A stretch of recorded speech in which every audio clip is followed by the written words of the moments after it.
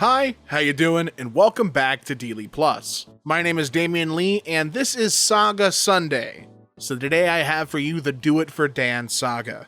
As always, we'll read through the entire thing before I give any of my opinions. And as always, sit back, relax, and I hope you enjoy. The first post of this saga was posted on January 23rd, 2023, and our author is Camper-Nomad.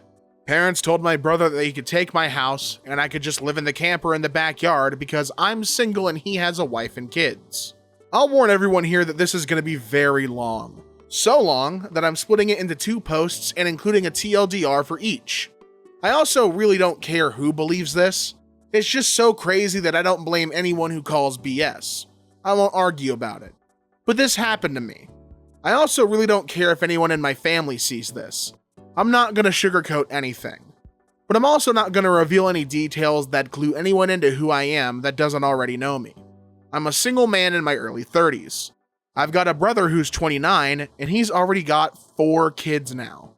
He had his first at 22, and the second followed a year later, then the third 2 years after that, and the fourth is the most recently born a couple months ago.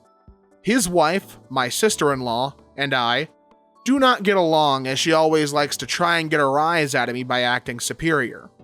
Then turns into an extreme, self-victimizing drama queen if I retaliated against her in any way. She can cry in an instant, and can put on an extremely convincing show to get sympathy from just about anyone. My parents and brother absolutely adore her, even though they know exactly how she really is, and just don't care. She's very good looking, I'll give her that. But she's so awful that I could never be attracted to her. She also refuses to get any sort of job, even though she has a college degree and my mother willingly helps with the kids all day. So their finances are entirely dependent on my brother. This also means they can't afford to live anywhere but my parents' house. And privacy is a bit of an issue with all of them under one roof, in a 3-bedroom house that was built in the 60s. Growing up, my younger brother was also the obvious favorite. We're 3 years apart in age, but he developed a superiority complex because I was badly punished if I retaliated against his antics in any way back then. It was obvious my parents cared for him a lot more, because he got the lion's share of everything unless people called them out on it. Which did happen a fair bit by other members of the family. Which is why my parents packed us all up and moved us about 150 miles away from them. So they generally only would see us on holidays, since it was a 3-hour drive. My brother got physically abusive towards me on a number of occasions, flirted relentlessly with my first girlfriend to the point she broke up with me, and laughed at any misfortune I had. And my parents just told me to suck it up whenever I was upset about it. I only got equal treatment when my parents wanted to keep up appearances. I admit, it was rather funny to see the looks on their faces whenever they had to treat me equal to my brother on birthdays and Christmas because other people were present. We had relatives that were very nosy and loved gossiping drama, so my parents did their best to hide what was really going on, and threatened to take all my stuff away if I didn't keep my mouth shut. If anything, it just made my parents celebrate more when I turned 18 and moved out, because it meant they no longer had to provide for me. I wasn't even done with high school yet when I moved out. But couch surfing was far better than living with them. I was low contact ever since leaving home. They didn't even show up for my high school graduation, but I really didn't care. From that point on, I would usually only see my parents and brother on holidays like the rest of the family. The start of the 2020 pandemic was not kind to me. I lost my job, and couldn't renew the lease on my condo because my roommate also lost his job, and neither of us could afford the place on unemployment money. It was a rented 2-bedroom condo that I really loved. As the lease was ending, my roommate left early to move back in with relatives, and I had to sell nearly all of my stuff because I was soon going to be homeless if I didn't downsize to an extreme. I really shouldn't have rented a place that was so expensive, but I liked living the high life, until that life wasn't kind to me. And I realized I should have been living somewhere far cheaper so I could have saved more money to fall back on. But I had a plan. I own a truck simply for the fact that I've always loved trucks. So I found a $1,000 camper in good shape and put it on my truck just so I could live out of it for a while. It was supposed to be temporary, but I ended up living out of it far longer than I ever thought. I originally was hoping to be able to live out of the camper at my parents' house, where my brother and his family still reside as well. But when I asked my parents to let me stay for a while, they told me they had a full house and didn't want me there. Plus, we hadn't exactly gotten along in the past decade. They said they'd only agree to let me park my camper there if I paid them basically what it cost to rent an apartment in my area. That was way too much just to park my camper. I was jobless and trying to save as much of my unemployment money as I could till I could find a new job. I may as well be living in an apartment with that rent price they were asking. My parents called my camper an eyesore and told me to take a hike since we couldn't come to an agreement. And sister-in-law thought it was absolutely hilarious I had to live in a camper. My brother joined her in pointing and mocking me while calling me a homeless bum. I parked my truck/camper in a store parking lot to sleep on the first night that I had nowhere to go. I felt scared out of my mind that someone might try to break in. Suffice to say, I didn't sleep well that night. There was nowhere else I could go, as any other relatives that owned houses were fairly far away, and all my friends were all apartment people, and I was pretty attached to my area as well, so I didn't want to just leave. I'd also had my mail forwarded to a friend's apartment. It was the only way I could still get my mail anymore. Finding a stable place to park was pretty difficult. I went looking around to try and find a job similar to my old one. It took months of living the nomadic camper life, and that time I had to deal with a lot. Everything from beggars and drug addicts to people demanding I leave because my camper was an eyesore. At one point, someone who told me to move claimed to be with an HOA. I wasn't even parked on a street with houses. And when I questioned what HOA, they got incredibly belligerent and threatened me. I moved my camper away just to avoid the trouble.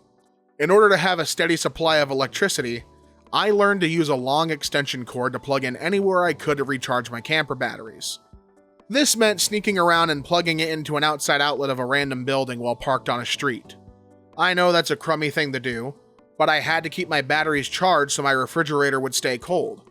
I had a small solar power bank for recharging my phone, but I didn't have anything like a generator, and generators are noisy and require fuel anyway, so I did what I had to do. After months of living like that, I finally managed to get a new job. I had to move to the neighboring city to find a job that didn't involve retail. I worked retail while in college and promised myself never again, though I was nearly ready to break that promise. I was still getting unemployment money, but I had no stable place to live while receiving it, and I didn't want to still be jobless when it ran out. Plus, I was bored out of my mind. I had little else to do but read, watch movies on a small portable DVD player, use my phone or laptop, and keep note of where I could park and what local public bathrooms I could use. I kind of envy that the Japanese have public bathhouses. We could really use stuff like that over here. When I finally landed a new job, I practically lived in the back lot of the building by the warehouse in an old employee parking space. Literally no one else seemed to bother using because they were so far in the back that the area was borderline forgotten.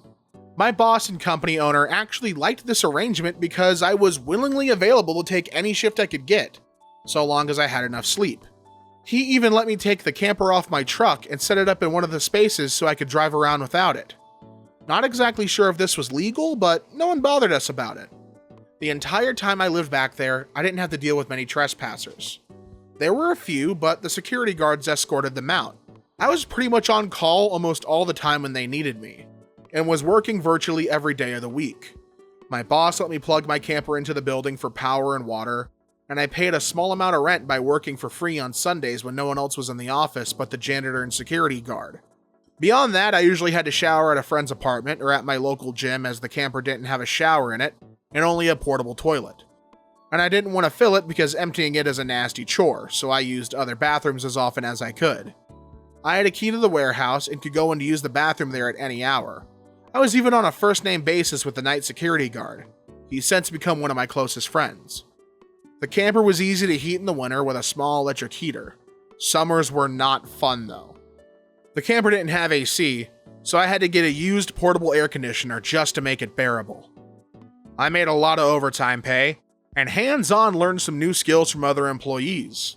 Eventually, midway into this year, I landed a better position in the company as a supervisor, and started making a better salary than my old job. That's when I decided I wanted a house.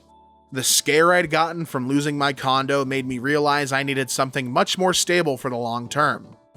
I looked around for something close to my work, and just 2 miles away I found a 3-bedroom manufactured home on a small property. But I managed to get it for $10,000 less than the asking price somehow. I used nearly my entire savings for a down payment and got approved for a home loan. I finally didn't have to live in a camper anymore.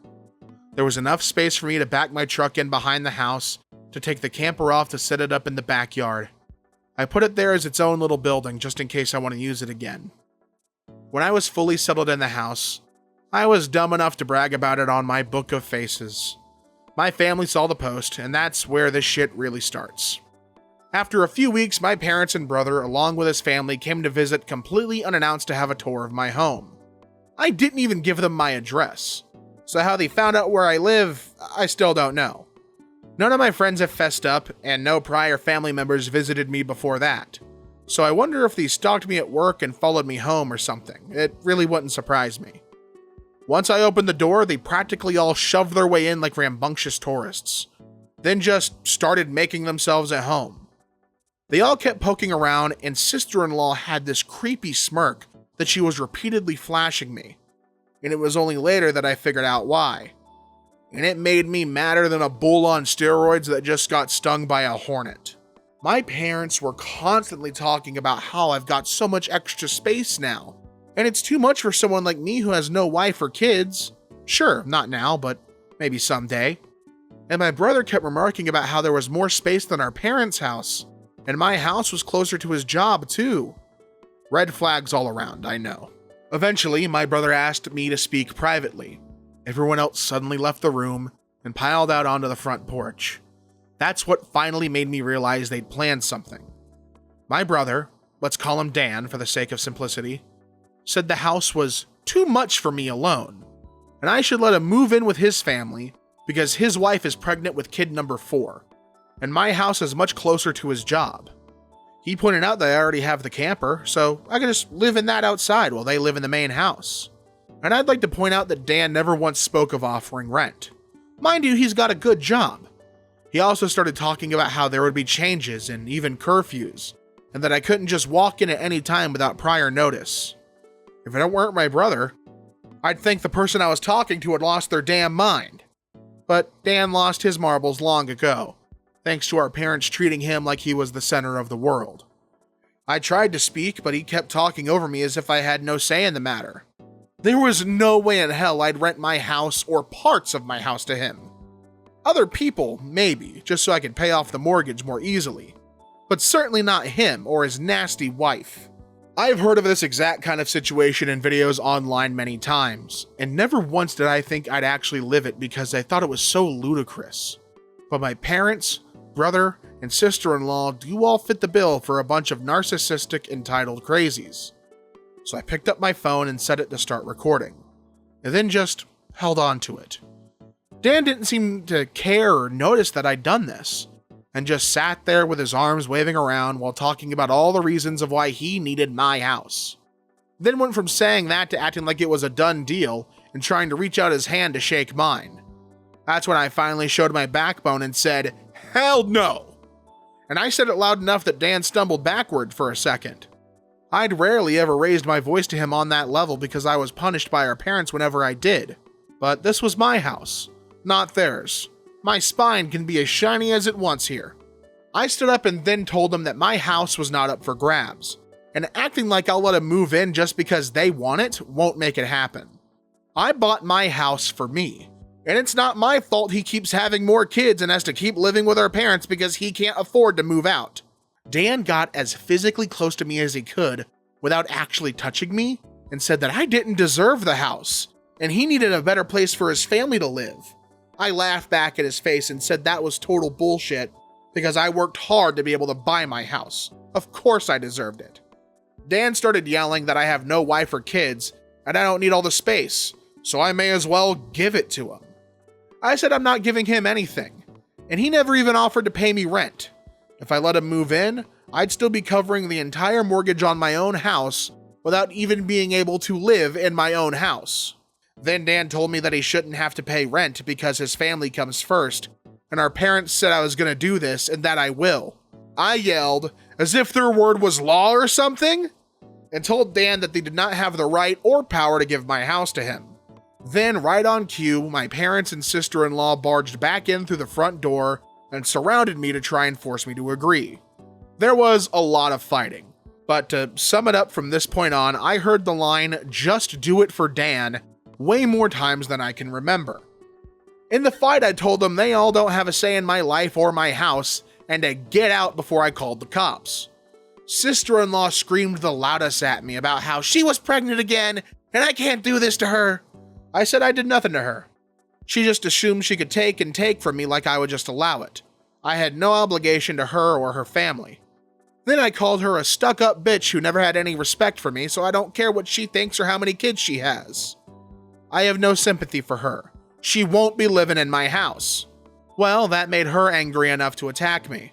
She got in one good hit on my face and tried to do more, but my brother held her back, kicking and screaming. She kept demanding he let her go so she could scratch my eyes out. The phone I was holding recorded pretty much everything. So I held it up and said I was going to call police if they didn't leave right away. My parents told Dan they were leaving, then my mother said that I had a week to come to my senses. I told her I won't be and to not come back. Then I told sister-in-law that my phone recorded everything, and if she tries anything, I'll press charges for assault. She screamed at me and then stormed out loudly, crying with her face in her hands. My mother was the last one out the door and said that I better do this for Dan and sister-in-law. I responded by telling her I won't be. Part 2 was posted January 25th, 2023. Many will find this unbelievable and long. Yes, I'm aware there are similar sounding posts online already. I've seen a number of them now. But it's not like those posters have a monopoly on this sort of stuff happening to them.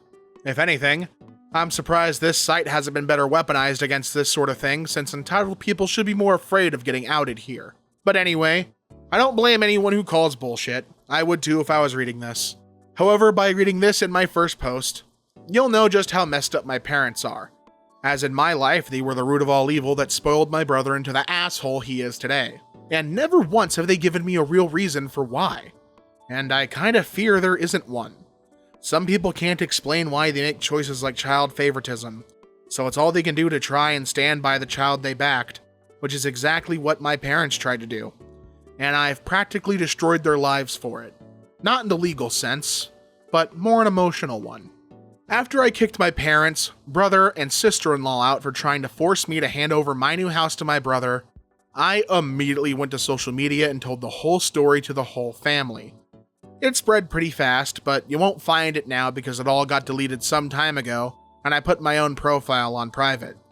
I posted about it because I knew that the first thing my family would do when they got home is try to twist the event to make me the villain. And I was exactly right. But I had about an hour to get started before them, and I had video evidence to back my story about what they'd done. No, I don't plan on showing the video here, so don't ask. Being preemptive worked because I got a fair number of family members on my side right away. My parents, brother, and sister-in-law must have been all set to write their own post, but it was too late, so they didn't even bother trying to lie much. My parents, Dan, and sister-in-law had a few flying monkeys supporting them, but not much else. Plenty of others knew how entitled they already were, so what happened was something they all quickly understood and accepted. But there was one person in particular that called me. I don't know who they were, but they ranted at me that I was a horrible brother and I needed to make way for a real family man. I just ended the call and blocked the number. This didn't repeat.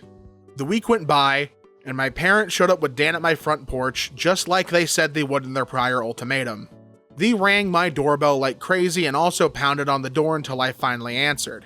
I opened it just a crack, and they tried to shove their way in again, but I'd installed a couple of latch chains that prevented it, and even braced my body against the door for good measure. My father and brother demanded I let them in, but I said I was recording everything on camera and would call the police if they tried to force their way in again. My mother calmed them down, and then in her most sickly sweet tone, asked me if I was ready to let my brother move in. I told her and the rest of them to fuck off and never come back. My mother put on the crocodile tears and asked me why I can't just do this for Dan, because he's my beloved brother. I laughed and then bluntly said I don't love him as a brother, because he treated me like shit for years, and they only encouraged him to do so. They are terrible parents, and he's a terrible brother. then told them to leave or I'd be calling the police ASAP. They all left surprisingly easy, apart from my mother's loud crying and the others giving me dirty looks. One could say making them leave was suspiciously easy. I thought the whole mess was over, but I guess I should have taken them more seriously, because they had other stupid plans. I came home later that week on Friday evening to find a moving truck and my brother's minivan parked in my driveway. It was Dan and his family there moving stuff in. He just waved at me with a shit-eating grin when I saw him. I was furious and told him and the rest of his family to stop. But sister-in-law smugly said to me that, like it or not, they were moving in. And then in the most fake way, while tilting her head and puckering her lips, she said that it was okay because my mommy allowed it, and I should always listen to what my mommy tells me. I seethed with rage just hearing those words and looking at her smug, bitchy face. So I locked myself in my truck to call the cops right away. When they realized what I was doing, sister-in-law started pounding on my window and yelling at me to stop, and that I can't do this to her because she and Dan need the house. And she cried, "Why can't you just do this for Dan?" I responded with, "Fuck Dan, it's my damn house, not his." Then she threatened to key the side of my truck until I stopped calling the police. All of which the 911 operator heard thanks to the window being slightly open. I told sister-in-law if she damaged my truck I'd sue her, and she was smart enough to retreat. When the police arrived, Dan and sister-in-law along with their kids had locked themselves in my house. I told the cops what had happened, as well as showing them my new driver's license that had my current address on it. Then when we went to the front door, I saw they changed the lock, and my old lock was laying on the porch with the center of it drilled out, and the drill they used was lying right next to it, with a complete Harbor Freight drill bit set.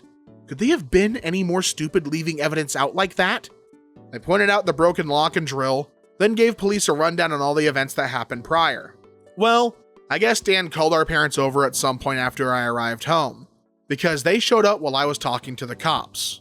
My parents immediately lied and started saying that I'd agreed to rent my house to my brother and his family. I said that was an easily provable lie one way or another.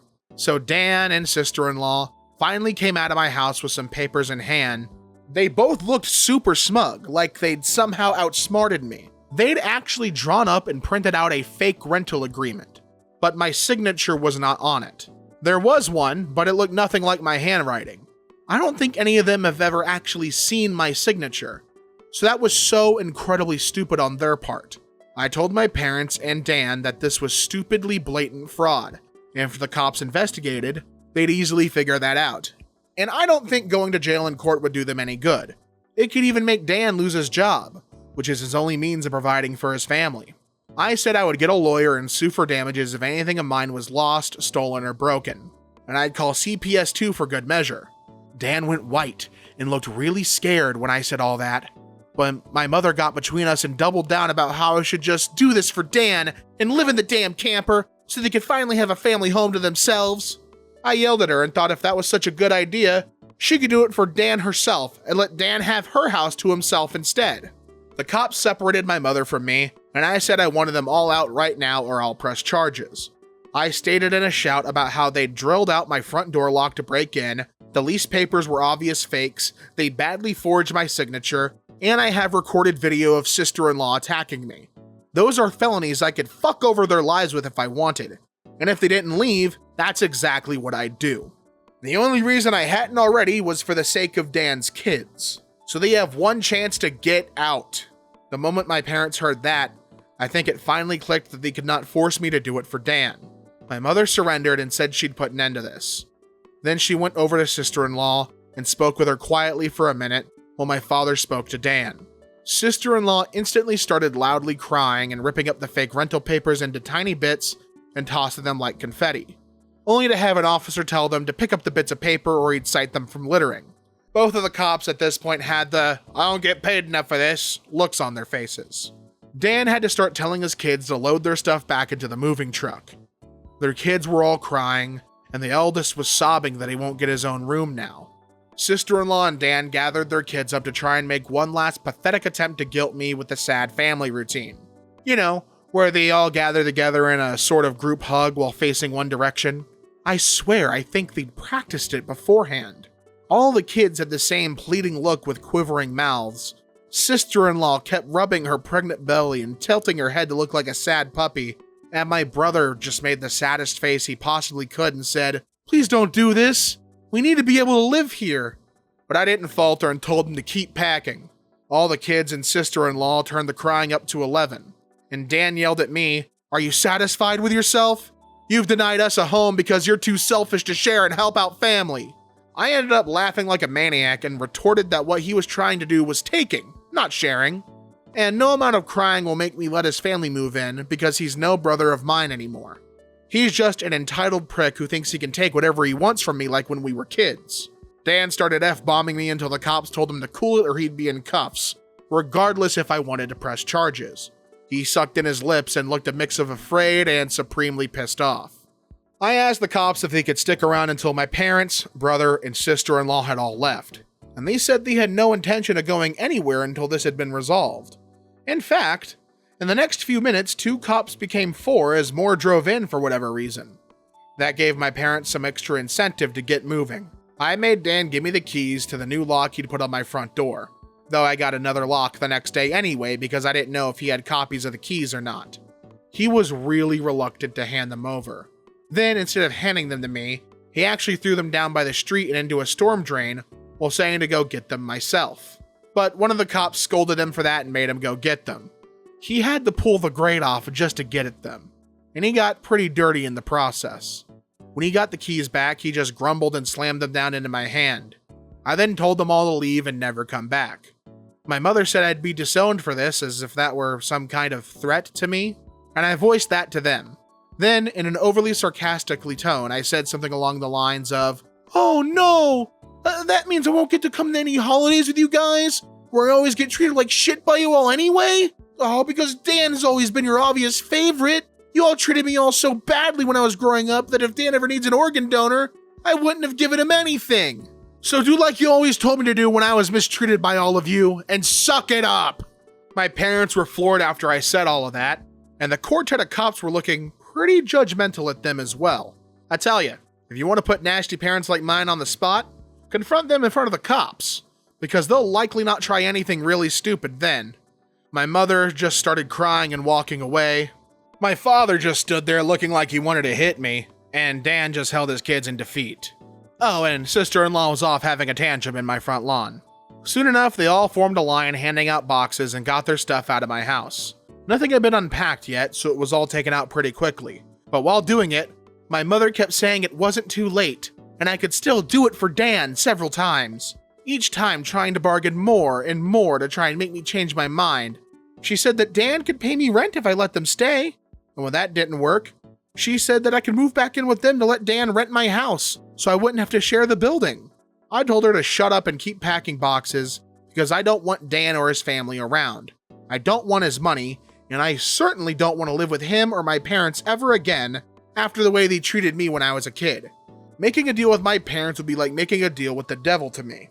Sister-in-law ended up having another tantrum after hearing that and threw a box down, and then sat on the ground to have a pity party because she didn't want to go back to sharing a house with my parents.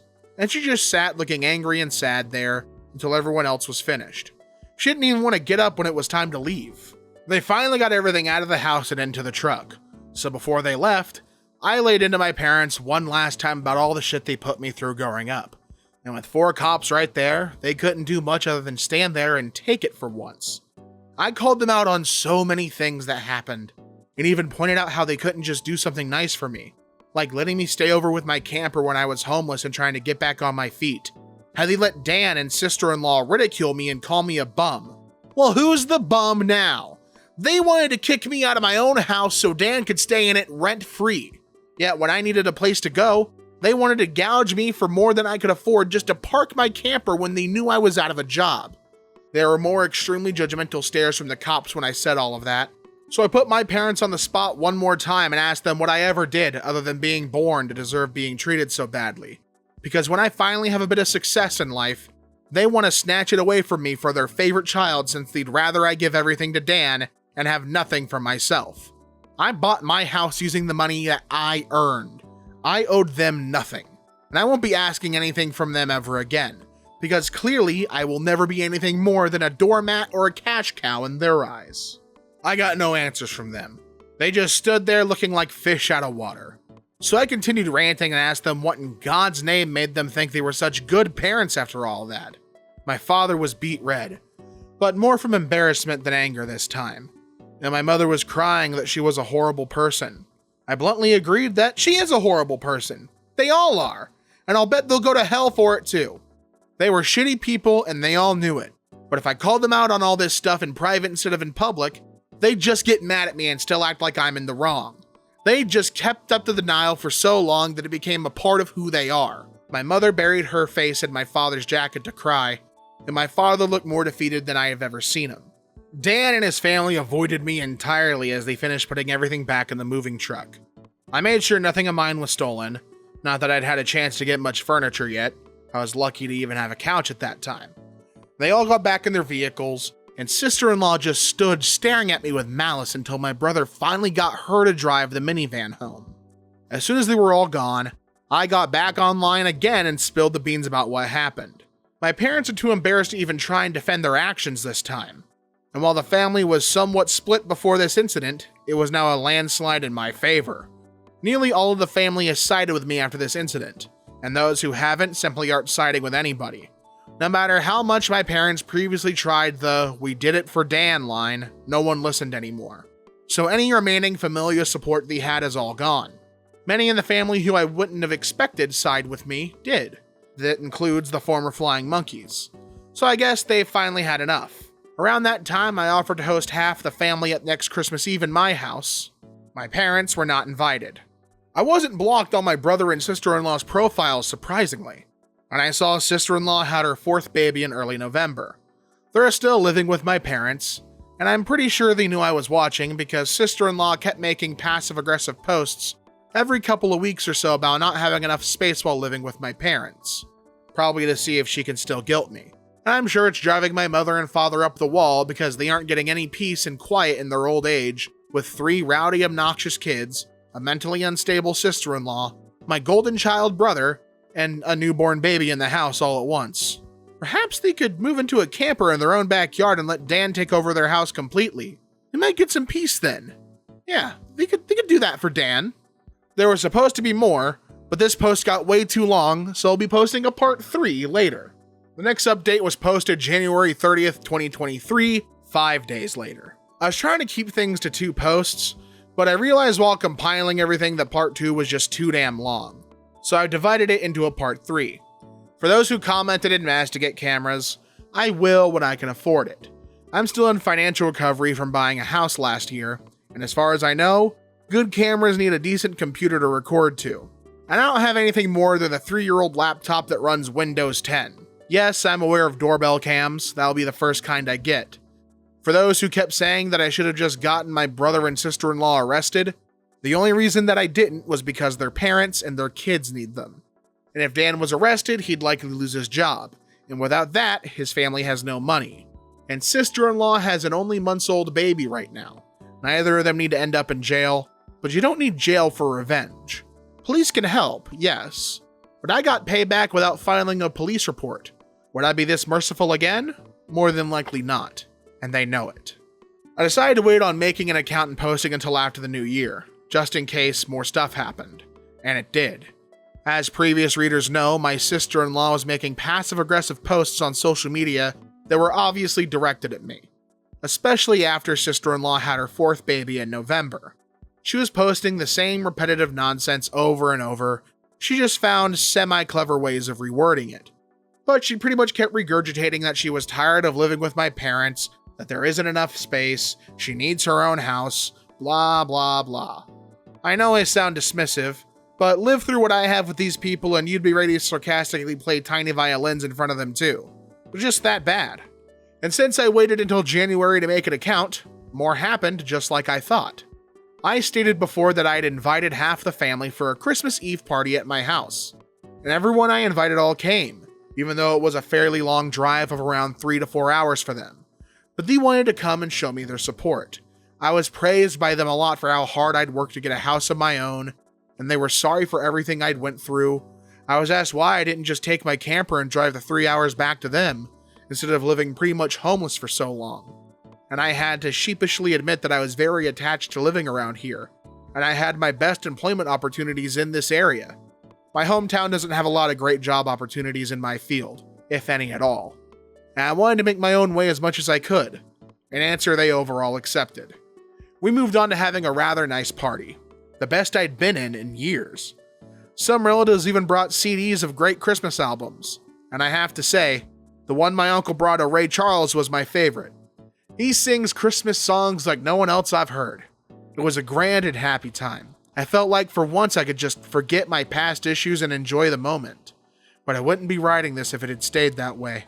About 2 hours into the party, you know who showed up. My parents, brother, and sister-in-law popped in trying to look all smiles. They didn't even knock. Just walked right in my front door like they were meant to be there. I shut off the music and told them to leave immediately. They begged to stay and said they brought gifts. One of my uncles stood up and yelled at them before I got another chance to speak. And he said they don't deserve to be in my home or my life after the shit they tried to pull months earlier. And he was backed up by several other relatives. Mind you, this guy is my mother's brother, and he used to love her to pieces until he found out about the shit that went on between me and my parents. My grandparents, mother's parents, as old as they are, hurriedly got in between us and said to my parents that if they wanted to make amends with me, it's far too soon. And they've never been more disappointed in them than they were this past year. They'd hidden their favoritism for my brother from prying eyes for a long time, but no one was fooled anymore. And they needed to make a serious effort to try and actually treat me like a son if they ever wanted to be in my life again. They turned to Dan and sister-in-law and said they've seen the repetitive nonsense sister-in-law keeps posting about. They're tired of it and to just let it go already. My house will not become their new home. Sister-in-law went back to her old standard of crying and had a pity party about how she should be the one living here and not me. She plopped down in a chair to have a tantrum and say it wasn't fair I got this house to myself when I have no family of my own, and she has 4 kids that need more space, and she just wanted a better place to live in and feel like a real mom. It was petty of me, but I loudly pointed out that she sucks as a mother because she lets my mother do most of the parenting while she sits on her butt all day drinking, playing on her phone, or going out and spending all of Dan's money. And she has the nerve to complain about it. I even joked that I'm surprised her baby doesn't get drunk from her breast milk since she drinks so much booze. Which I admit went a bit too far as I got some stares. And sister-in-law demanded to know if I was calling her a bad mom. I said the evidence speaks for itself. And if she wanted to be able to afford to move out of my parents' house someday, then she needs to put her college degree to some use, get a job, and learn to save money. My mother already does most of the childcare for my brother's kids anyway, so she'd have plenty of time after her baby gets a little older. My brother's eldest kid, who's 7, ran up to start kicking and screaming at me for yelling at his mom, and he kept at me about how his mom said I was the bad guy who made her cry and didn't let them live here. That's when my brother grabbed his son to pull him away, but all the other relatives jumped back in, and this sort of turned into a family intervention against my sister-in-law and brother. She was crying, her new baby was crying, her kids were crying. Hell, even Dan was nearly in tears from the verbal lashing he was being assaulted with. He ended up just sitting on the ottoman I keep shoes in by the front door and looking like a complete wreck. He couldn't look anyone in the eye. He couldn't even say 2 words to me. Not with a whole house filled with angry people ready to judge him if he tried to let out his inner golden child again. If they weren't there to get in his way, I'd bet this would have ended up a repeat of when he tried to order me around to try and take my house months earlier. By this point though, he'd been so thoroughly humiliated that his and my parents' reputation in the family was completely destroyed because the masks were all off now. Soon after, my parents, brother, and sister-in-law all left in defeat. The party resumed and we all avoided speaking of what just happened for the rest of the evening. Since most of the adults had been drinking, everyone stayed the night in my house. I even let some of them sleep in the camper so there'd be enough space. I admit, it also makes a good guest house. My relatives all wanted a tour of it earlier as well, and they said they couldn't believe I've been living in it for around 2 years. I got a lot of questions about it, like what summer and winter were like, and so on. I was up earlier than everyone else Christmas morning, had a fresh pot of coffee and some ibuprofen for those spiked eggnog hangovers a few of them had. I was complimented on being a way nicer host than my parents ever were, and we all agreed to do this again next Christmas. After Christmas, sister-in-law did finally stop making posts that were obvious digs at me, and deleted all the old ones as well. But shortly after the new year, she more recently made a new post complaining about how she tried to convince my parents to get a camper like I did, so it could be set up in the backyard so Dan and his family could use the whole house as their family home. Well, a taste of one's own medicine is never fun, because my parents turned that idea down. Vehemently, I hear. No one is going to push them out of their own home, let alone their master bedroom. The post was only up for a couple of days before sister-in-law removed it, and she's hardly posted anything since then. She loves to complain, but if a tree falls and no one's around to hear it, can it still complain? Sister-in-law, I guess, has realized there's no point in doing it when no one hears her anymore. And Dan can't afford to move his family out on his salary alone anytime soon. If they end up expecting another child in the next few years, I won't be surprised. Things mellowed down for me since then, and I've even invited friends over for a poker night. I suck at poker because I can never remember a damn thing about it, but so what? We get to drink beer and eat junk food while being merry idiots. We all loaded up on Whoppers from Burger King and just had at it the best way 4 grown men can when they just want to have a good, unadulterated time and get pissed drunk. I think maybe around summer I'll look around into possibly dating someone. Not exactly getting younger here. Fingers crossed that goes well. My camper just sits idle in my yard now, and I admit there are some days I went out there just to spend time in it. I did live in it for 2 years. It's like my second home. And maybe one day I'll actually get to use it for camping, like it was meant to be. I've never been camping. My parents considered it a waste of time, so it'd be a completely new experience for me. This pretty much marks the end of what happened. My parents, brother, and sister-in-law have all been staying very clear of me. In fact, they seem to have gone back to acting like I don't exist, like they did before I bought a house. Not like that bothers me at all, it's better that way. But they'll inevitably come back in some way. I know they will. I just wonder what kind of stupid thing they'll do next. If anything notable like all this ever happens again, I'll make another post if this account is still active. And we find out what stupid thing Dan and the parents do next on February 20th, 2023. This will not surprise some people who commented on my previous posts, because my parents did some of the exact things they said they would, which was wanting either my money or my signature. I did expect the classic lines of narcissists saying that I owed them or giving me some kind of socialist BS of sharing the wealth, but that was just my imagination running wild. The ensuing situation was somewhat similar to that, but much more tame, I guess you could say. They seem to know not to push me too far now and were mostly aiming for pity. It began when my parents recently got in touch with me through social media and asked for a meeting in a public place of my choosing. It just screamed trap. But I wasn't afraid. In fact, I was amused. They know I'm not to be fucked with anymore, so I could only wonder what they wanted this time. I picked a local restaurant that may have a name of Olive and a garden in it, and we met up there. Dan was with them, but he kept his mouth shut most of the time. We had awkward readings, ordered some drinks, and then cut to the chase. My parents begged me to help Dan get his own apartment so he could finally move out. Apparently, Dan's credit isn't so great. Gee, I wonder why. Could it be his wife regularly spends him into a hole? Well, they asked that I help by either supplying some capital or by co-signing for the apartment and helping to pay the rent for it. I simply said no to both. That's when Dan spoke up in anger and yelled at me that I have so much and I don't have a family to support like he does. He needed my help, and I should be sparing the money for his family since I don't have one myself. I laughed and asked where they were when I needed their help. Oh, that's right, they were pointing and laughing at me for being homeless. Or should we go further back to my childhood? I'd love to delve into that with plenty of ears to listen in around us. My mother grabbed my hand and begged me to not speak of any of it. My father and Dan both just looked away and said nothing. Pretty sure they wanted to say something like they used to at me, but held their tongues. I asked them if they thought I was rich or something, and their looks said it all. And when I told them I don't have that kind of money, they looked at me like deer in headlights. I broke it down about how much I'd managed to save for the down payment on my house, and the way I had to live and work in order to save that much so fast, and then how I spent nearly all of it on the down payment of my house. I'm still in financial recovery. I did have monthly income to spare, yes, but most of it was going right into my savings.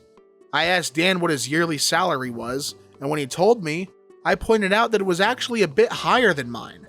I then loosely broke things down in rough math in front of my parents, on how 70% of my income goes to my mortgage, insurance, gasoline, internet, phone, food, and other bills. And then there's maybe 30% of that left at most that I can put into savings. And I need that money saved to get back on my feet in time.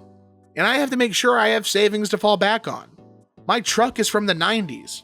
If it were to break down, I need money to either fix or replace it, and there's other things one would need a rainy day fund for, like home repairs, doctors, taxes, lawyers, or anything in general you need quick cash for when it's a sudden, unexpected expense. So as you can see, I just can't spare money for Dan. I also refuse to co-sign for anything, as that would leave me on the hook for any bill Dan couldn't or wouldn't pay. Then I pointed out that that's likely why my parents didn't co-sign for Dan's apartment themselves long ago. My mom just started crying again. I was pretty much one step ahead of them in all of this. I'm not an ATM, and I'm not a fool. And I stated that right to their faces. I expected my father to become angry like me like he always does, but this time he just, well, didn't. I've known this man to explode on me for the slightest provocation of not enabling my brother all my life. But this time he just didn't do that. There wasn't even a sneer on his face. The only way I could describe the look he had was regret and defeat. Maybe regret for being a shitty parent, or maybe regret because he can't bully me around anymore. Who knows? Either way, my parents couldn't really argue with me, and I wasn't about to give them any money. Dan just got up and said this was all just a waste of their time, and that he was leaving. My mother started apologizing for him, but Dan still wanted to leave. Then, just to kill this with kindness, I offered to buy them a round of unlimited soup and salad while they were all there. I guess they couldn't turn down free food since we hadn't ordered anything but drinks yet, and they stayed. I went out of my way to talk about anything other than money. Dan remained quiet and was either eating his food or looking at his phone. But my parents just awkwardly talked with me. They brought up that they've recently joined a local Christian church, and that they've already been going for the last 2 weeks. I said, good for them, and they of course started trying to advertise that they'd like me to go too. I simply said no thanks, and they were smart enough not to push further. When the meal finished, Dan left a $10 bill on the table for the tip, and walked off without saying another word to me or anyone. My mother just excused his behavior and we all parted ways. That was about it. Not nearly as much drama as I thought there'd be, but this is still far better than how things used to be with my parents and brother. As for sister-in-law, well, she's been regularly complaining online about my parents. She really doesn't seem to like the fact that she's not queen bee of their house. And I think her toxic is finally getting to them. Why else would they be so desperate to come crawling back to me? Sister-in-law actually wants my parents to move into a camper like I had to do in order to make space in the house. And she's being told no every time. She does seem to have a following of Karen-minded people like her though, because here and there I get messaged by someone I don't know that are intent on raging at me for not giving up my house for sister-in-law. I don't bother to argue with these people anymore. I just block and move on. Though there was one persistent troll who had my phone number, and they call me from a different number every time. Yes, it seems to be the same person who called me to say I need to make way for a real family man like Dan, but I could care less. The calls, though, seem to have slowed down, if not maybe stopped, because I made it clear to that person they were only amusing me by keeping this up for so long. The last time they called was around the beginning of the month, and it's been silence from them since then. We get our next update October 5th, 2023, around 8 months later. Well, I figured I'd wait half a year or so after the original post to update everyone, but it ended up being longer than that. Yes, things did go bad again, but not really for me for the most part. I'm pretty much fine, if not almost unscathed since last Christmas, apart from the time my parents and Dan came to me for money. As my last post told, and a more recent confrontation between me and sister-in-law that you'll read about here. I did get a few cameras from my house, including a Ring doorbell in front. I didn't tell my family about the cameras just in case, but thus far no one has attempted a break-in. I think the way I outed them all before scared them into leaving me alone, for the most part anyway. I've taken to renting out 2 of the rooms in my house, one to a close friend, and the other to a friend of said close friend. Both have been fantastic tenants. They know how to keep quiet and leave me alone most of the time, and even have small refrigerators they keep in their rooms so they don't need to keep any of their drinks in the main fridge. The deal I gave them on rent was too good for them to pass up. It increased my monthly income as well. And even after taxes, I'm still monthly putting away some decent amounts in the bank, since the rent money pays a good chunk of my monthly mortgage. You're all probably wondering how my parents and brother and sister-in-law took to me renting out those rooms to friends. Well, the answer is, not well. My father and Dan stayed out of it, but sister-in-law freaked out, which made my mother come crying to me over how I could have rented those rooms to Dan and his family instead. We had a bit of an argument in which I pointed out, for one thing, they fucking broke into my house before to try and steal it. She wouldn't want to let someone who did that move in with her. Also, there wasn't enough room for me, Dan, and his entire family in my house. Not that I'd ever share a roof with them anyway. It's a 3-bedroom and a manufactured home, no less. I have the master bedroom and its adjoining bathroom. That would have left only 2 small rooms for Dan, sister-in-law, and 4 kids. Not to mention they'd be annoying AF to me all the time. Also, she knows very well I can't be around sister-in-law because she intentionally antagonizes me. And they all mocked me when I was homeless before. Besides, my current tenants are both single guys in their 30s I get along with. My mother had some sobbing excuses for a while, but she finally let it go and admitted she was just desperate. Edit: parents found out I was renting rooms because sister-in-law basically stalked me in some way. Then she told my parents, and then my parents contacted me. And then my mother came over to cry about it. Since then, my parents haven't bothered me once about the house, so things are good for me. My parents and Dan? Not so much. It turns out, sister-in-law is a far worse person than even I thought. I already knew she was a gaslighting, self-victimizing drama queen, but she sank even lower, because Dan's youngest child turned out not to be his. Yeah, you all read that correctly. Sister-in-law had an affair, which in retrospect isn't all that surprising, and something a few people here totally called months ago. After being caught, sister-in-law was ousted from the family. Dan just recently finished with his divorce, which actually went in his favor since we thankfully live in an at-fault state. Dan also sued to get his name taken off the birth certificate of the youngest child, and won. Basically, after the incident where my parents tried to force me to hand over my house, things got pretty tumultuous over at their house. Sister-in-law blamed me a lot. She was convinced somehow that I had tons of money, like I'd won the lottery or something, and that I should share the wealth. Apparently, it was her idea that they'd come to my Christmas party, because she hoped they could all try to get on my good side. It was also her idea to make my parents and Dan try to get money from me for an apartment. So it really burst her bubble when Dan and my parents informed her of how my finances actually were. For the longest time, she had Dan and my parents fully engulfed in her toxic mindset and only fed their narcissism with her own. So her blaming me made the rest of them blame me. That is, until what happened in front of the police when they tried to steal my house. That's when the downfall for sister-in-law really started. My parents and Dan were apprehensive about coming to my Christmas party after the way I'd outed them.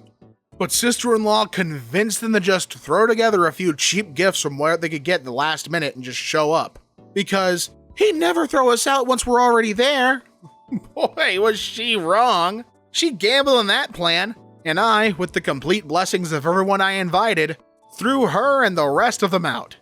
Her plan, she no doubt thought was the most clever thing ever, backfired in her face spectacularly. I guess being chewed out by the family at my party not only wrecked my parents' reputation even more, but it actually started a wake-up call for them to eventually not listen to sister-in-law anymore. As I said in my last post, my parents decided on going back to church. Perhaps because last year I said they'd probably go to hell for their actions. I can't say that's the real reason, but you gotta admit, it would feel kinda satisfying if that was the case. Though my parents hadn't been to church in 2 decades before going back. While I don't think it's a bad idea that they're going to church, they need to understand that going doesn't just give them a do-over for all the shit they've done in the past. But I have a little faith they're at least trying, because my parents came to my house without Dan to personally apologize to me after they'd seen an animated video of my first 3 posts. That's right, they've known about this Reddit account for a long time now. They also know everything I'm saying. Yes, they're unhappy about it, but I feel everyone here deserves an update since it's anonymous. Side note, they apologized for after seeing an animated video? That's what it took? I'll continue. For my parents and Dan though, Watching an animated video of themselves and their own actions was a great way to make them see what kind of people they really are, and they came over to apologize to me later.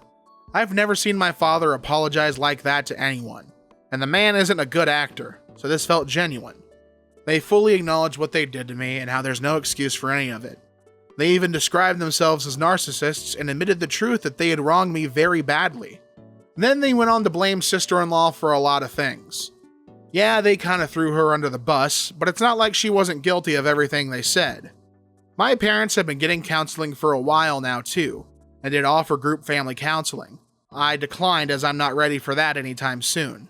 Dan himself didn't apologize to me for some time, but he looked extremely remorseful any time the past was brought up. Meanwhile, Dan and sister-in-law's marriage absolutely fell apart. It wasn't a crumble, it was a cascade.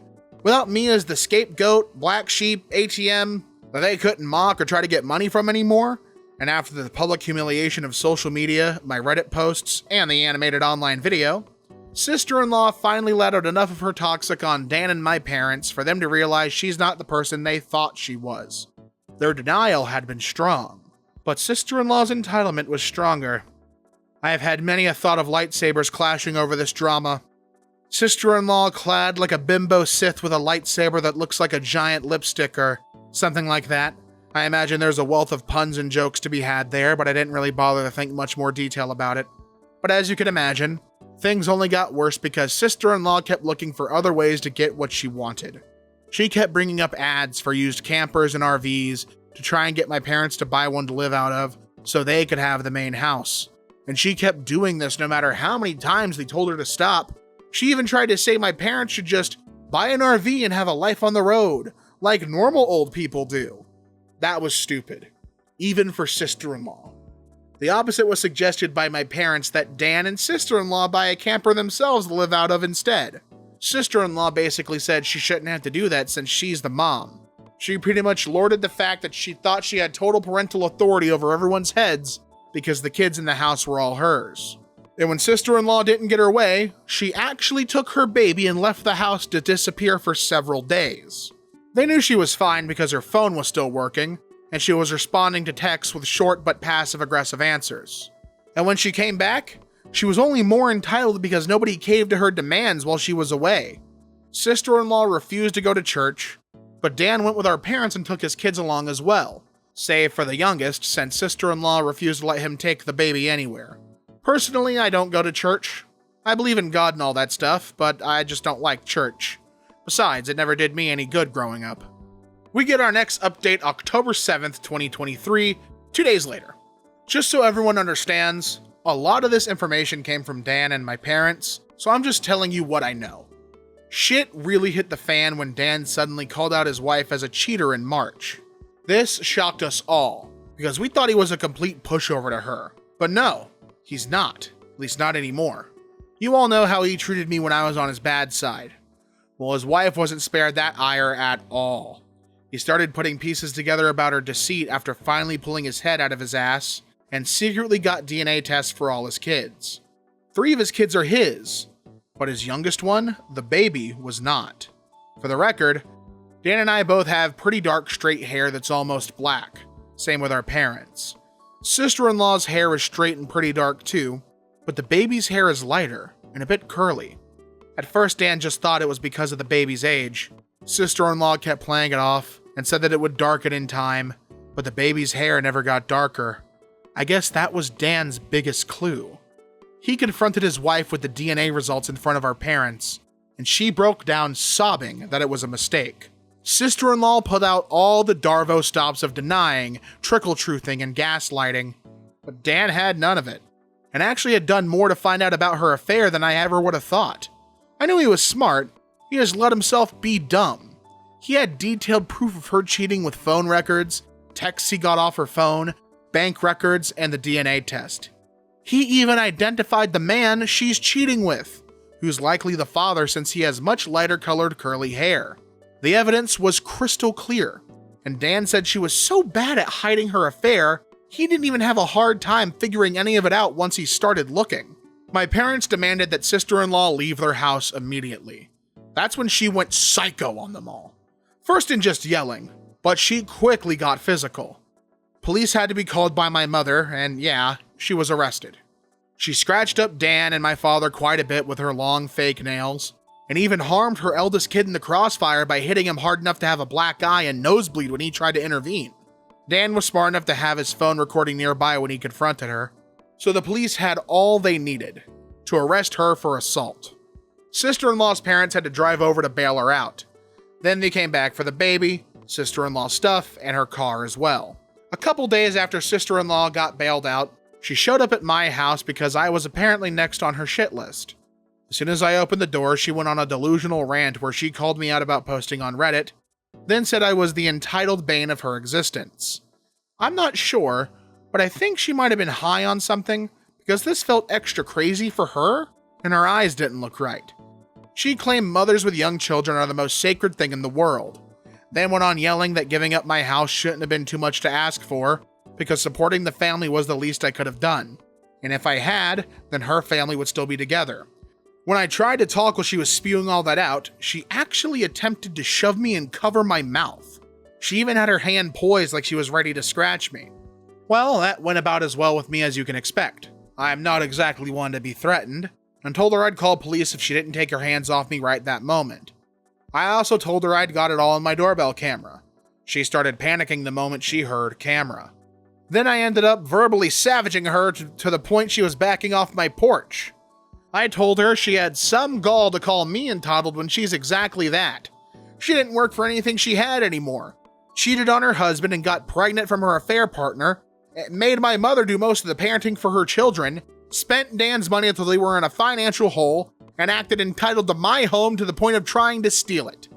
I called her entitled X1000, and that she's a greedy bitch who's blinded by narcissism. Then I told her to stop blaming me for her own actions and to never show up at my house again. Being told all that was pretty much all sister-in-law needed to hear before jumping back into her car, then peeled out and sped off. This was finally the straw that broke the camel's back for me. Now that she was separated from Dan, I ended up finally going to the police and filing a report on her for harassment and the assault she'd done on me last year.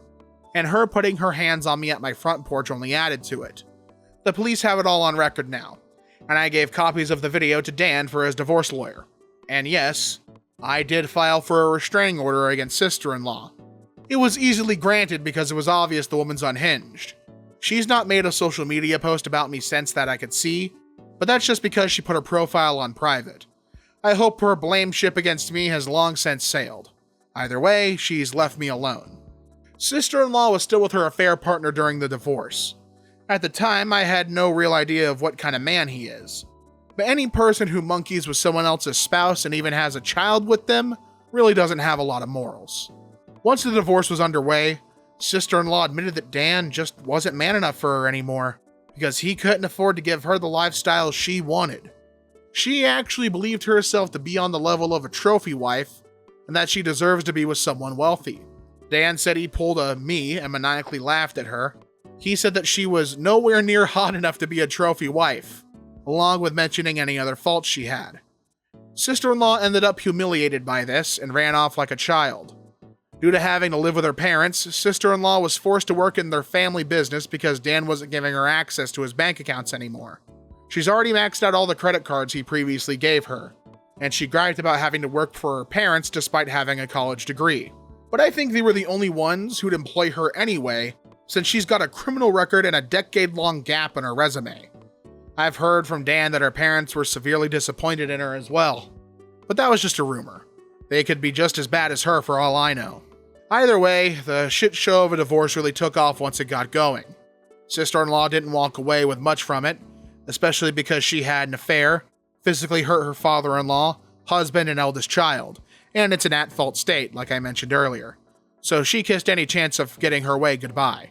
I'll go into detail about it in the final post. We get our next update October 9th, 2023, 2 days later.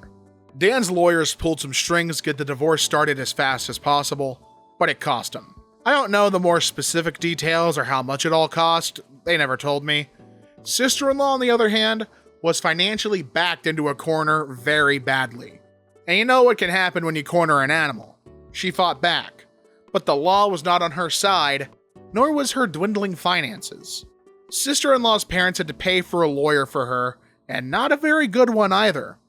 Also, she actually brought her affair partner to the divorce court to testify on her behalf.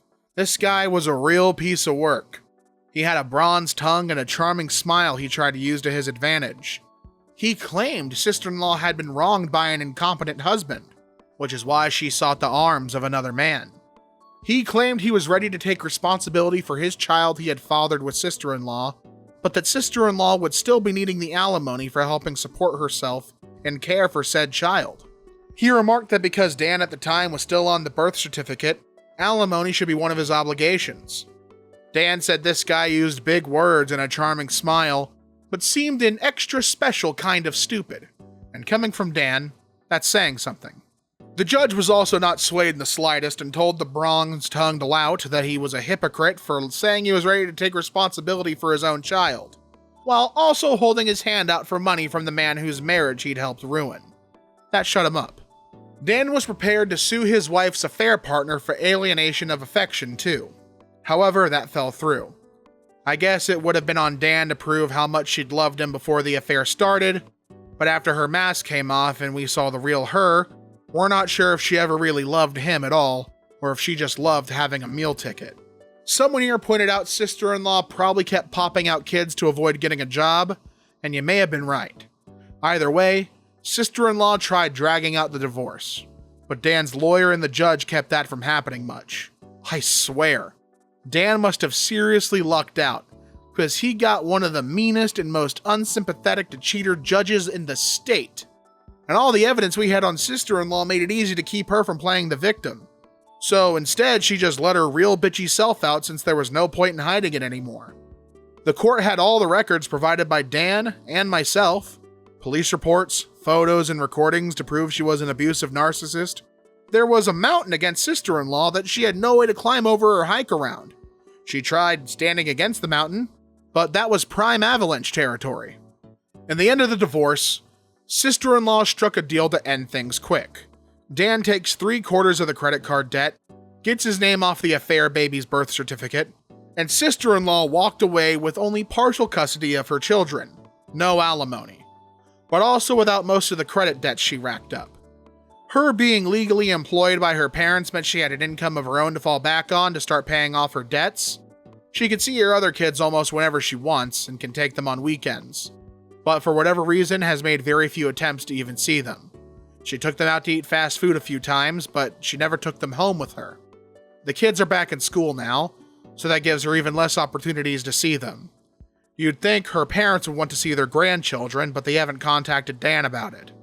They barely saw Dan's children before that too. Now they may not even bother to see them at all. Do they hate kids or something? Even Dan doesn't know, but he tells me that his in-laws were always indifferent to him. As for Dan, well, he really did love his wife a lot. So the betrayal of her cheating made him hit the bottle hard. Rewind back to the night of his confrontation with his wife. He came to me in a stupor with a whiskey bottle in his hand and his face all scratched up and covered in bandages.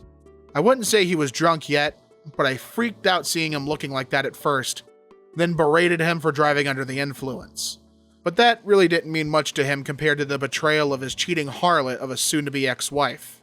We spent a few hours hanging out in my camper so as not to disturb my tenants, and while Dan was drinking whiskey straight from the bottle and crying that he's a fool and how he regretted ever marrying sister-in-law.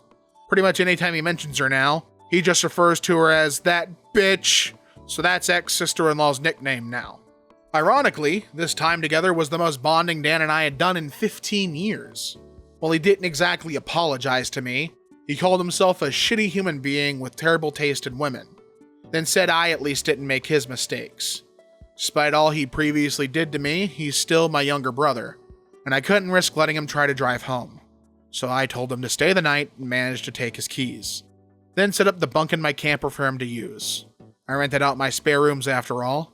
He was in no shape to drive home, and if he'd taken an Uber, he'd have to pay for it, and then have to come back for his car later. He was still a depressed, crying mess and didn't want our parents or kids to see him like that, and frankly, I was worried he'd do something insanely stupid if I let him leave. I didn't want him to sleep in the house, so putting him in the camper was the best option. Just because that bitch fucked him over doesn't mean I suddenly trusted him. So better for him to sleep it off in the camper. We both spent time in the camper playing games and watching movies on my portable DVD player. Poker was no fun with just 2 people, and Old Maid was just boring. Thankfully, I had Nuno Deck 2 and an old school battleship game. He really liked those. It was enough to keep him distracted until he was finally willing to lay down after running out of whiskey. He threw a lot of it up in a bucket anyway. But he was not opposed to sleeping in my camper. In fact, he found the idea kinda cool. Dan had a lot of questions for me as to how I'd lived in the camper for as long as I did, and I answered them all, if not just to keep him busy. But I needed to go to bed myself since I had to be up early. So I left him with my portable DVD player and a couple of movies. That way he could amuse himself alone for a while, if he managed even to stay awake. Before leaving for work in the morning, I popped in while Dan was passed out in the bunk and left a bottle of ibuprofen and an energy drink on the counter of the camper's kitchenette, along with his car keys and a letter explaining to leave through the backyard gate. He saw himself out without trouble around 1:30 p.m. About a month after ex-sister-in-law, aka that bitch, was kicked out, Dan came to me asking to borrow my camper.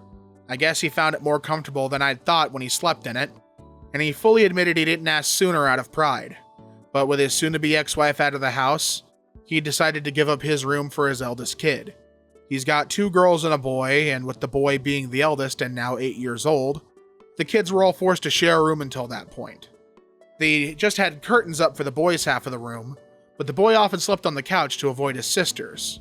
I know the poor kid was really desperate for his own room, so I guess Dan decided to finally make a better decision as a dad, and came to see me in order to beg to borrow my camper so his son could have his room. If he could have afforded it, he'd have bought his own camper instead of relying on me, and even said as much. I hadn't even gotten the chance to use the camper for actual camping yet, but I caved and let him use it since it was actually for a good cause, and he promised to buy his own in time anyway. No, I didn't ask for rent money for the camper. Dan isn't enough of a financial hole as it is right now. Ex-sister-in-law and the divorce drained him. And I've learned that I get far better results with family lately by not being spiteful. I loaded my camper up and put it down in my parents' backyard.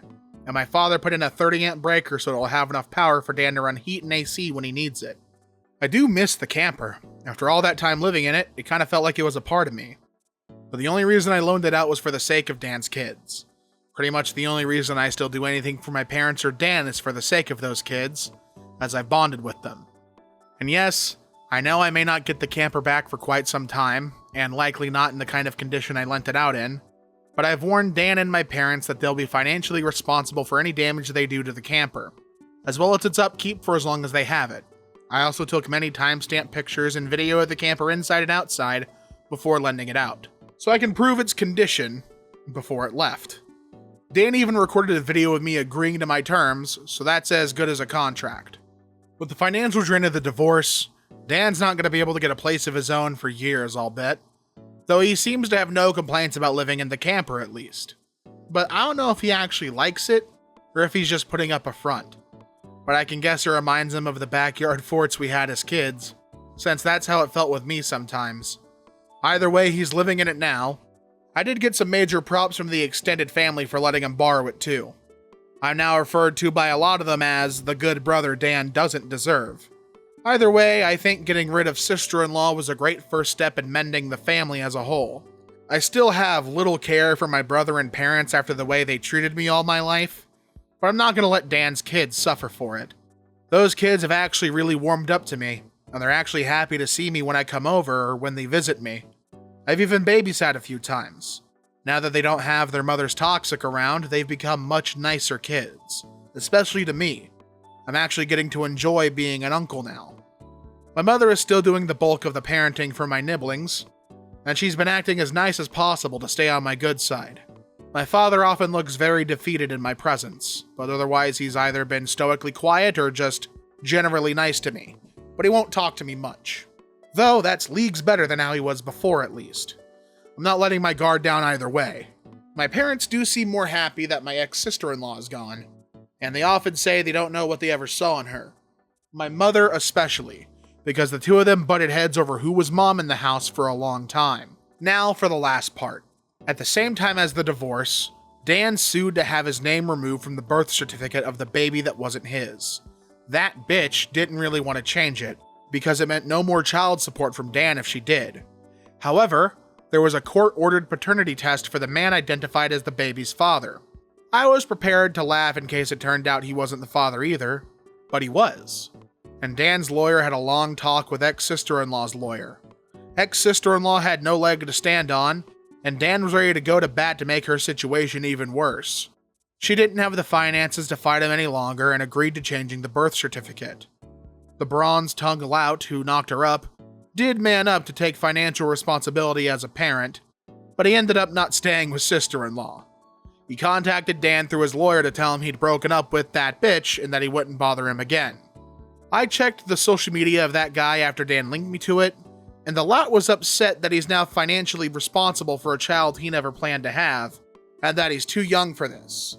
Guys, from what Dan's lawyer was able to find out, that man is just over 40. He looks younger than he is, but he's by no means a young man. Shortly after that, he put his online profile on private. Ex-sister-in-law did the same with hers a long time prior, so I have no more information left to give. This may be the end. Ex-sister-in-law is out of our hair, my parents and brother have finally made a real effort to be better people, I'm surprisingly happy as an uncle, and my house is still my house. OP gives our next update October 24th, 2023, 15 days later. No surprise, ex-sister-in-law saw my Reddit posts. She can't contact me about them in any way, but with a lawyer thanks to my restraining order against her. And she likely can't afford to get a lawyer right now anyway, since the divorce financially drained her too. So she bitched to Dan about it, and demanded he tell me to delete my Reddit account. But not only has Dan read my recent posts, he no longer cares. He said they serve as a reminder of the prick he used to be, and he's not losing sleep about it.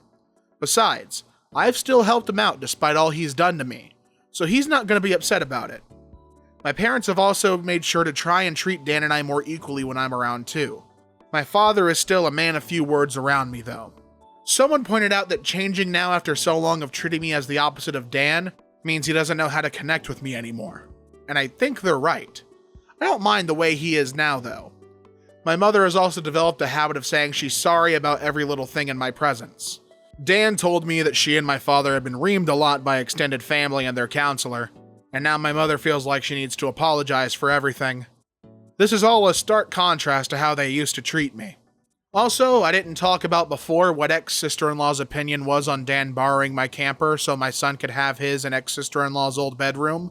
Well, like a stereotypical bully, she looked down on him and mocked him about it because now he's living like a bum, as she put it.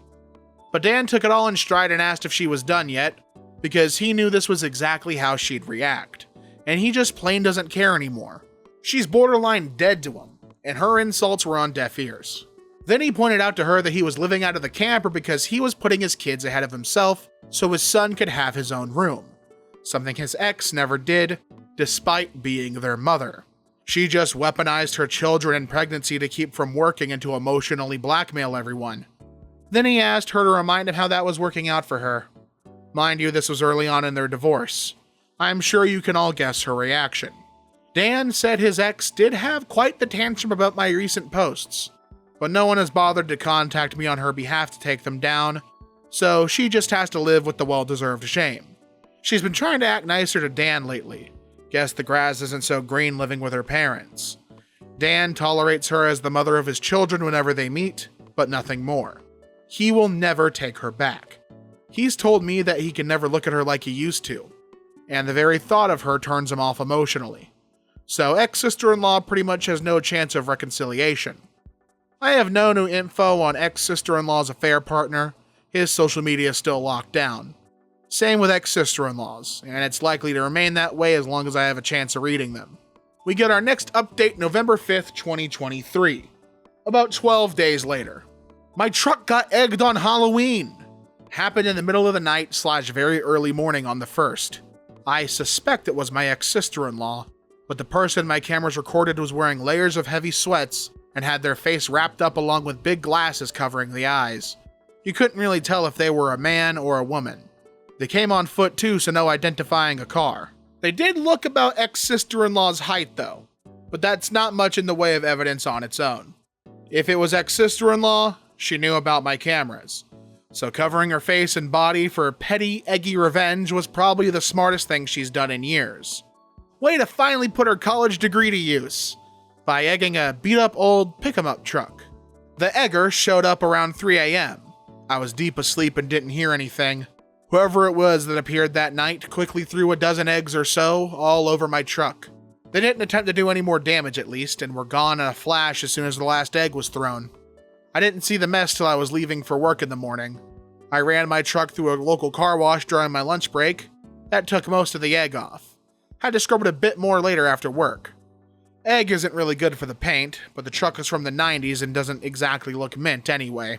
I did take photos and filed a police report with the CCTV footage as evidence, but so far nothing has come of it. There was no real damage other than my minor irritation and $15 at a car wash. If ex-sister-in-law did do this, then she was smart enough to only throw eggs and not key my paint or slash my tires, so my insurance wouldn't be involved. I don't think much will come of the police report as the cops seem to dismiss it as a probable prank by a teenager. I get they're probably overworked, but at least the report will keep a paper trail in case of future incidents. I waited till now to post because I wondered if anything else would happen. But no, just right back to peace and quiet. I would appreciate any good advice on the matter though, just in case something like this happens again. Update. Asked around with some people on the street about cameras possibly seeing the person who egged my car. I got responses ranging from "we don't have cameras" to "it was Halloween and people pull stupid pranks, let it go." The few people who were helpful told me that I waited way too long to ask and the footage auto-deleted. So basically the egger got away.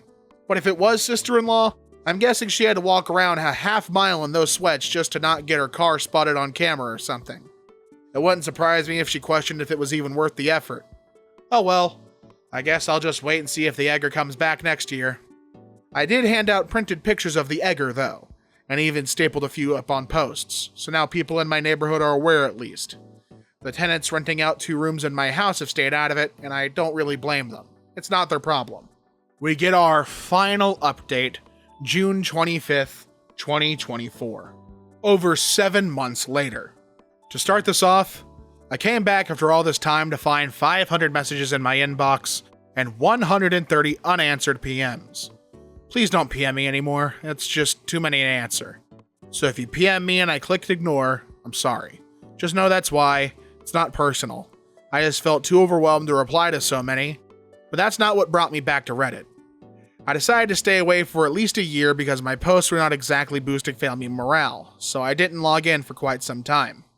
But then the other day, my brother Dan spotted a video with an unbelievably similar to mine in far too many ways. Only it was about an OP with a twin sister instead of a sister-in-law. But it had so much of the same. Entitled narcissistic parents, guy treated like shit all his life and then rendered homeless, golden child sibling, keeping the favoritism a closely guarded secret from family while the OP was growing up, sister still in her 20s has 3 kids and was pregnant with a 4th, sister's eldest son attacks OP, and above them all, trying to steal the OP's house by breaking in while he wasn't home. So many parts were nearly identical. Even 2 lines like "suck it up" and "my house is not up for grabs" were in the video. My parents and brother are frankly pissed, and I wasn't happy seeing the video either. We've all been trying hard to get past our previous family dynamic and what ex-sister-in-law put us through. You can imagine it took a lot for me to let go of my grudges. But in a year, my parents and Dan have improved more than I'd seen in my entire life before that. And I love my nibblings to pieces. So whoever wrote that copycat story, congratulations. You just sent my entire family right back into needing therapy. And yes, my family is aware I'm making this post. Now with that rant over, here's what I hope to be my final update. Now for what was stated in the title, I had a few naysayers before, but Dan kept his word. My camper was returned to me a few months ago and in good condition. Dan took good care of it and thoroughly cleaned it before giving it back. He and our father also resealed the roof on it once while it was in their care. Inside, it's no worse for wear than when I was living in it. Only I got it back smelling like pine cleaner. There was some minor drama while Dan was living in my camper from a neighbor right behind them. Not quite sure she qualifies as a Karen, but she was close enough. She started yelling at them from over the fence about the camper and started threatening police. My brother and father went off on her and then explained Dan was living in the camper so his son could have his bedroom. Well, The neighbor still wasn't happy but stopped with the threats. My father talked to her husband later though, and he was bull mad at her. Then he apologized on her behalf and said Dan was doing a good thing by giving up his broom to his son. The neighbor husband also congratulated Dan on kicking out ex-sister-in-law and said he was always afraid to mention before. But she was just a horrid woman. We can all agree on that now. So yeah, the neighbors aren't a problem anymore. Dad and our father managed to get some money together on the side and bought a slightly bigger camper to set up in our parents' backyard. We needed my truck just to move it, but we got it in there. It's basically the best Dan can do right now till the credit debts his ex piled up are paid off, and even then he's got the future of his kids to plan for. He may be living in that camper for the next 10 years, but it's preferable to how it was when he was married. His ex-wife certainly can't and won't be contributing to college funds for the kids, except maybe for her affair baby. Dan's camper is admittedly better than mine. It's newer, bigger, and has its own bathroom. Mine does not. Although Dan never really uses said bathroom. It's basically become a closet since the toilet and shower are so tiny. If he needs to take a leak or something, he just goes in the house. Dan and I had a joking laugh about me being jealous he's got the better hobo house, and we bantered like sarcastic gentlemen about it. He's kitted out his camper with some better amenities, like a flat-screen TV complete with streaming, video games, and DVD. He said it feels like he really has his own place now, even though he's just in the backyard. And he's much happier now that he's divorced. Dan tells me one day he'll get a truck too, just so he can move the camper on his own someday. But for now, he's sticking with his minivan for the sake of his kids. So his camper is sitting pretty where it is. And mine is back in my backyard where it belongs, though it's not gone unused. I temporarily rented it to a cousin who moved into the area for work, and they were only in the camper about a month before finding their own apartment. Other than that, it serves as a guest house when needed. Relatives come by to use it when in town so as to not need a motel, and my nephew has come over to stay in it a few times for fun as well. His sisters don't really have an interest. The camper's the closest he's ever been to camping. Same here, sadly, because I didn't buy that camper to camp, but to live. As for my parents, they've gotten therapy. My mother got medicated for her mental problems and fully acknowledges her terrible past mistakes as a parent with all of the favoritism, as does my father. My father is still awkward around me, but he's been fairly active in his church and is working hard to rebuild the family reputation as best he can. And Dan has cut back on drinking a lot since he isn't so stressed out anymore. He's even taken up exercising. He's in pretty good shape now. Annie told me his ex-wife saw the picture of him he posted online after shedding 20 pounds and called him to compliment. He didn't take the bait. As for the holidays, my parents, brother, and nibblings all came to my Christmas Eve party last year, along with most of the other relatives who came the year prior. No problems at all, save for the fact none of them could stay the night in my spare rooms anymore since I rented them out. Both of my tenants were away seeing their own families too. Things went swimmingly. Not only was ex-sister-in-law not invited, she wouldn't have been able to crash the party anyway because of my restraining order against her. But she's also barely made any attempt to spend time with her other kids either. She only bothered to see them twice a month at best. She didn't even send them any gifts for Christmas or birthday since being outed as a cheater. And the kids were initially pretty upset about that, but now they just don't care. Ex-sister-in-law, I guess, decided she was going to try to live like she was single again, despite having a baby at home. And it didn't go well because life gave her one hell of a cheese slap. On New Year's, ex-sister-in-law went out to party like it was 1999, and she got pulled over by a cop on her way home. She got arrested for DUI, and her car was impounded. She called Dan while being arrested, begging him to come get her car to keep it from going to impound. He told her he wasn't helping her and she could deal with it herself. Dan has drank and drove, so it was kinda a little hypocritical, but this woman put him through so much, I don't blame him for rebuffing her. Some flying monkeys of ex-sister-in-laws called Dan to berate him about being a terrible person. Pretty sure this was the same woman who called me a while back. Dan had none of her shit, and went off on her with a long tirade about his ex's cheating, what happened in the divorce, and that he has no sympathy for his ex since she left him with mounds of credit card debt and she does nothing for their kids anymore. The flying monkey didn't call back. We still don't know who she was, but Dan said she sounded like a religious nut. Ex-sister-in-law went to court and she pled guilty for the DUI. Dan found this out because she called him claiming that because of the DUI she wouldn't be seeing her other kids anytime soon. She told him she was sentenced to take a 6-month DUI class, in which time her license is suspended until completion, and she won't be allowed to drink at all, which is the part she was most upset about. I've heard of these classes before. They make you take regular and at times random urine tests until you finally get your license back, and you have to have a camera and breathalyzer installed in your car for a year. Also increased insurance rates for the DUI on record. Ex-sister-in-law has not been having a fun time, but I have no pity for her. I don't drink and drive. Sadly, that's all the info I have on ex-sister-in-law, as she's kept minimal contact with Dan for some time now, and eventually she'll probably stop contacting him altogether unless absolutely necessary. I don't know anything else about sister-in-law's parents or her affair baby. Even Dan doesn't know. But I do still have a bit of info on someone else. Remember ex-sister-in-law's affair partner, the bronze-tongued lout? Well, he made his social media public again. He doesn't seem to acknowledge the existence of ex-sister-in-law or his child at all. Dan tried to message him and promptly got an immediate block. So the guy is just being an ass and acting like his shit don't stink. Whatever. His knocking up ex-sister-in-law got her out of the family anyway. So in a way, we're all thankful to that AP bastard. That's everything I have. And hopefully we won't need to come back again unless my truck gets egged again next Halloween. Relevant comments. Lotus Rose X says, I've silently followed your stories from the start. I'm happy to see how things have progressed since. While I know it's a long road until things are fully repaired, if ever, I'm glad your parents have acknowledged what they did and are actively trying to fix it. Dan has stepped up, and now you two can even banter, and the fact that the kids enjoy you is wonderful. Honestly, I'm happiest to hear about your bond with the Nibblings. The fact that your nephew wants to come over to their uncle's house to camp is just wonderful. I hope ex-sister-in-law either wakes the hell up and shapes up for the kids, or she stays the hell away. Anyways, hopefully the future is less drama and more happy times. Hopefully I won't see a post from you again, and I mean that with the best of intentions. TDLMTH says, this is as wholesome as an ending as it can get. It's good to see a family dynamic being repaired. Kudos to your parents for doing the necessary work to realize how much damage they caused, and to your brother for getting his life back on track.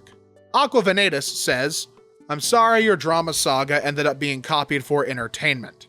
However, I'm glad that things are improving for you, your parents, your brother, and your Nibblings. It sounds like the toxicity was your ex-sister-in-law, and it shows because with her gone, life has gotten better for the rest of you. I feel sorry for all the kids, but they might be better off in the future without her. Thank you for this, hopefully final, update. And that is the Do It for Dan saga. I do have a couple of thoughts about it, and I'm going to kind of go from the first update to the last and just give you my thoughts. So for part one, I want to commend OP on what pull yourself up by your bootstraps story he had of how hard the pandemic hit him, living in this camper, all the while still enduring the horrible treatment from his whole family.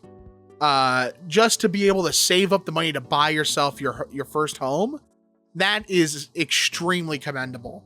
And the egg on the family's face when they tried to just take it from him, no, you're not going to be able to do that. And I'm glad that he had so much self-respect for himself to be able to put his foot down and not let himself be a doormat for people that had no respect for the hard work he had to put in. As he said in update 1, they mocked him, the ex-sister-in-law and Dan, for needing that camper. It was absolutely ridiculous. And as the updates continued, it was one of those things where you can't believe someone takes the worst decision possible. Them showing up to the Christmas party when they know full and well they're not welcome is the gall of that is insane. And I'm so happy the extended family stood up for OP. Not that I think he wouldn't have stood up for himself, but it's nice that the family had his back. What I do want to push back on a little bit is I kind of noticed that after the ex-sister-in-law really started putting her toxic out on the parents and Dan, it feels like they, at least until they started actually getting therapy, had an out of like, oh, this is why we were so shitty. It was the ex-sister-in-law, but now we're better. Like, that's kind of what it started to feel like to me with some of what they were saying. And it's like, no, you guys were shitty before she was in your life, and her being there just amplified your shittiness. It didn't just appear because of her addition to the family dynamic. And I'm glad that by the end of things, they recognize that and are going to therapy for it. I feel like for being as old as they are, I think you kind of get more set in your ways the older you get. And I know it's not easy for people once they've been set in their ways for so long to be shown how wrong it was and to put in the work to adjust that and change that. So I do have to commend them for that. That's a big thing to do. It's not an easy thing to do, no matter how old you are. And that's really good to see.